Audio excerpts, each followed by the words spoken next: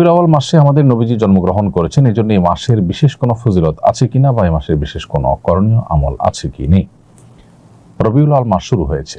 এ মাস আমাদের প্রিয় নবী সাল্লাল্লাহু আলাইহি সাল্লামের জন্ম এবং মৃত্যুর মাস। বিশুদ্ধ মত অনুযায়ী এই মাসেই তিনি জন্মগ্রহণ করেছেন এবং এই মাসেই তার মৃত্যু হয়েছে।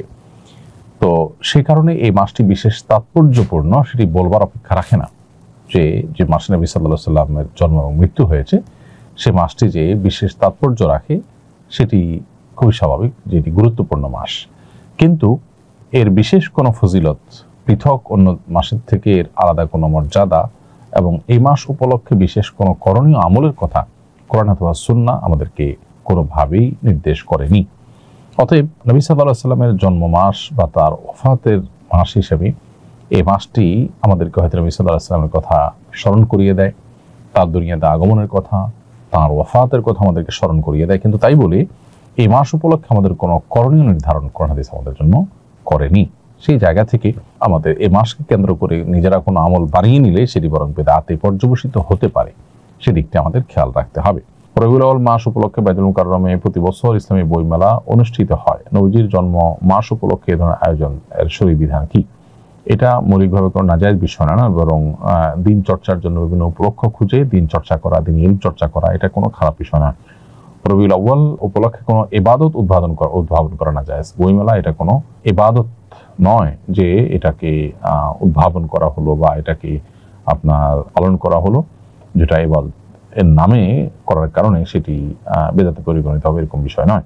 বড় ছেলে আমাদের খোঁজ খবর নেয় না এবং আমাদের সাথে ভালো আচরণও করে না, তাই আমি আমার সমুদয় সম্পত্তি ছোট ছেলেকে দিয়ে যেতে চাই, এটা কি আমার জন্য ঠিক হবে? শরীয়ত কি আমাকে অধিকার দেয়?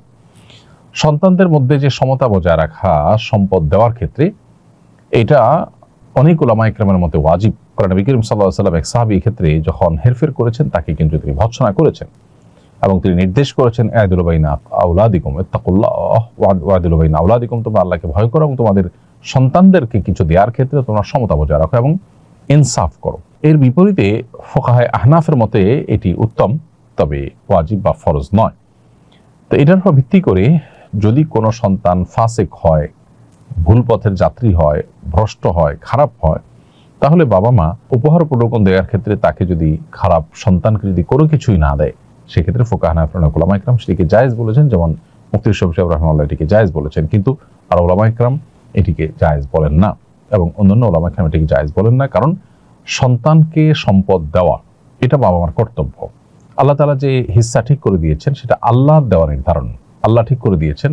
অতএব এটা ফরজিয়াতুম মিন আল্লাহ, আল্লাহ নির্ধারণ, এটাকে লঙ্ঘন করার কোনো সুযোগ বাবার নেই। বাবা যেটি করতে পারেন সেটি হলো সন্তানদের মধ্যে কেউ হয়তো একটু বেশি ভালো, তাকে একটু উপহার দেওয়ার ক্ষেত্রে শুধু ভালো হওয়ার কারণে উৎসাহ দেওয়ার জন্য পুরস্কার স্বরূপ একটু বাড়িয়ে দিলেন, এটা সর্বসম্মতিক্রমে জায়েজ। কিন্তু সম্পূর্ণভাবে বঞ্চিত করবার এখতিয়ার আসলে বাবার বা মায়ের থাকে না। কারণ আল্লাহ এখানে নির্ধারণ করে দিয়েছেন, আল্লাহ তাআলা সম্পত্তি থেকে মাহরুম করবার অপশন রেখেছেন যদি কাফের হয়ে যায়, সন্তান মোরতাদ হয়ে যায় সেই ক্ষেত্রে। তা না হলে আল্লাহ তাআলা সে অপশন কিন্তু রাখেননি। আমি অনার্স করতে চাচ্ছি, এখন আমি কমার্স ভালো পারি, কমার্স লাইনে কি পড়তে পারবো? কারণ সেখানে হিসাব বিজ্ঞান আছে, হিসাব বিজ্ঞানের সুদ পড়তে হয়, আমার করণীয় কি? আমি এই পড়া শেষে কি হালাল চাকরি করতে পারবো? ভাই ইমরান, এই পড়া শেষে আপনি হালাল চাকরি করতে পারবেন, সেটা সংযুক্তভাবে আপনার জন্য জায়েজ হবে। আর সুদের হিসাব কষা টষা এই বিষয়গুলো যদি আপনি এই উদ্দেশ্যে শেখেন যে আসলে কি পরিমাণ সুদের চর্চা আমাদের শিক্ষার নামে আমাদের পাঠ্যপুস্তকে, আমাদের শিক্ষা কারিকুলামে আছে, সে সম্পর্কে আপনি জানলেন এবং এটার প্রতি আপনার ঘৃণা আরো তৈরি হলো এবং অন্যদেরকে সতর্ক সচেতন করতে পারলেন, তাহলে সেক্ষেত্রে আপনি পড়তে পারেন। যদি আপনার উদ্দেশ্য হয় যে এটা শিখে আপনি সুদী প্রতিষ্ঠানে চাকরি করবেন, তাহলে সেটা আপনার জন্য নাজায়েজ হবে এবং গুনাহের কাজ হবে।